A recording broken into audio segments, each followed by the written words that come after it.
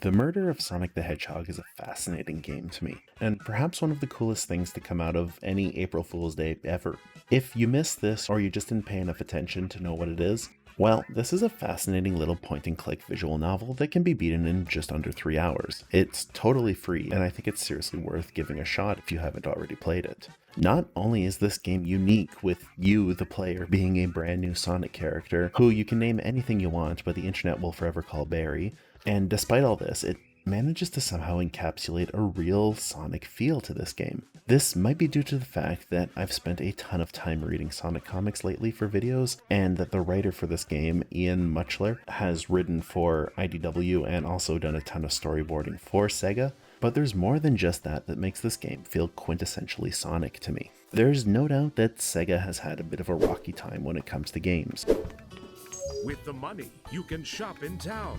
Go to the stores often to check out the new items. This is due to the fact that, well, Sega has this weird intention to shake things up with each game in pretty drastic ways sometimes, and it's not always a bad thing. Sure, Mario might have 6 new Super Mario Bros. Titles, with each game feeling very similar with only a few tweaks and quality of life improvements from the next, but Sonic games can change on a dime. At one moment, you might be playing a game where you turn into a werehog for like half the game, and the next you're using these little things called wisps to get around, and then all of a sudden you're playing as your own OC who helps Sonic through like half the game and uses a gun. Yes, that's a real game somehow. Sure, these changes are pretty major from one another, but they still manage to feel ultimately like a Sonic title, and it seems as though the good elements of these games often move into the next, and this ends up leading to some of Sonic's more favored games like Sonic Generations or Sonic Frontiers, which I genuinely don't think would have been made possible without these previous games that came before it. Although with this title it might be a little bit less obvious, I feel as though the murder of Sonic the Hedgehog also falls into this area of evolution in the Sonic games. Sure, the gameplay is completely turned on its head, probably in the largest way of any Sonic game, yet despite this, it still feels more like a Sonic game than say something like Phoenix Wright, which is also a point and click visual novel game.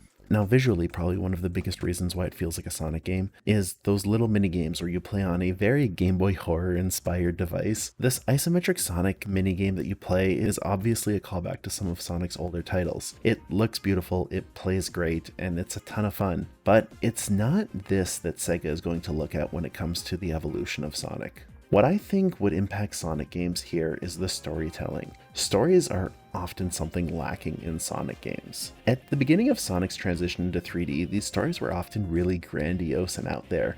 Sega has seemingly moved further and further away from doing these big stories. Mind you, I'm not looking for anything Shakespearean when I'm playing a Sonic game, but it's definitely an area where the blue blur is seriously lacking lately.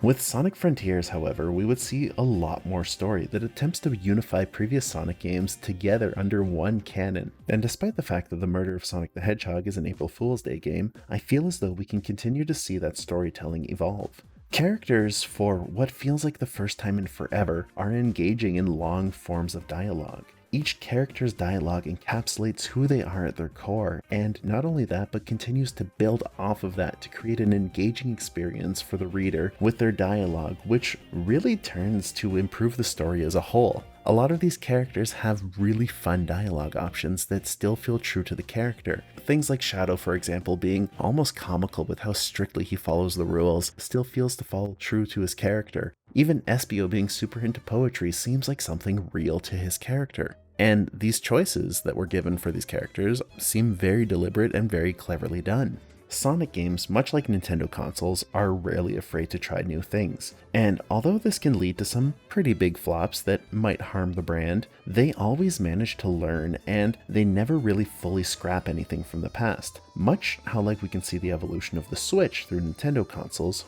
we can see the evolution of Sonic games through previous titles. Sonic 06, for everything it did wrong, can be seen influencing Sonic Unleash's Day stages as they build on top of these grandiose set pieces and fast, high-paced stages. In a similar vein, I don't think we'd be seeing as much of a story-driven game that puts as much emphasis on the characters if we didn't have something like Sonic Frontiers that came out before the murder of Sonic the Hedgehog.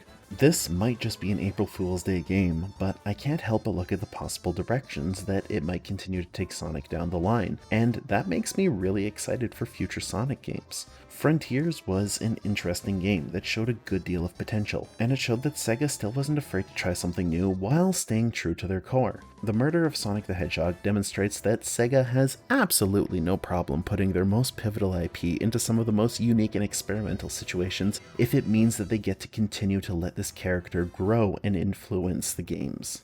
Ultimately, it might not have the largest of impacts on future games, but even a small game such as this one can affect Sonic as a whole, and I love that. I'm very excited to see the evolution of the storytelling in these games, and I'm curious to see where the Sonic games continue to go off of. And if anything, as far as story goes, I think we're in store for some really interesting titles when it comes to the future of Sonic. With that being said, that's the end of the video. It's a bit of a shorter one, but it's an idea I've had for a while now, pretty much ever since I played the murder of Sonic the Hedgehog back on my live stream a while ago, and I've always felt it'd be interesting to explore. It was a lot of fun to examine Sonic's past and how these games have each managed to influence the next, and if you feel like this video earned any kind of like or subscribe, feel free to do so, but at the end of the day, I just hope that you have a good one. I would also absolutely love to hear your opinion about my thoughts on Sonic games, and like I said, I hope you have a good one.